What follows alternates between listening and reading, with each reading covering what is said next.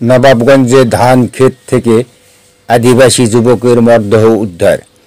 নবাবগঞ্জ দিনাজপুর থেকে সাইদুল ইসলাম সাগরের পাঠানো তথ্যচিত্র MHR নিউজ।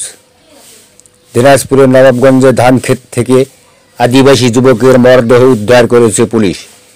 সোমবার 26শে মে সকাল 10টায় উপজেলার দাউদপুর ইউনিয়নের দাউদনগর CCDB অফিসের পূর্ব পার্শ্বে স্থানীয় তুফানুর RMTB ইট ভাটার পার্শ্বে রাস্তা সংলগ্ন ধান ক্ষেত থেকে শুভ সরেন 23 নামের এক যুবকের মরদেহ উদ্ধার করেছে নবাবগঞ্জ থানা পুলিশ।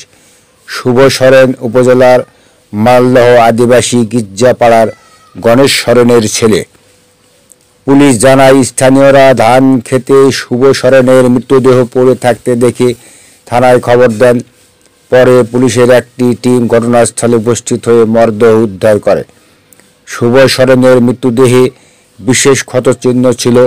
মৃত্যুর পরে তার ডান হাতের কিছু অংশ এবং বাম দিকের কান বন্য প্রাণীরা খেয়ে ফেলে, এমনটি প্রাথমিকভাবে ধারণা করা হচ্ছে। ময়না তদন্তের পরে ঘটনার সত্যতা বের হবে। বিষয়টি নিশ্চিত করে নবাবগঞ্জ থানার অফিসার ইনচার্জ আব্দুল মতিন জানান, খবর পেয়ে মরদেহ উদ্ধার করে ময়নাতদন্তের জন্য দিনাজপুর মেডিকেল কলেজ হাসপাতাল মর্গে প্রেরণ করা হয়েছে। তদন্তের পরে প্রয়োজনীয় আইনগত ব্যবস্থা গ্রহণ করা হবে। MHR news.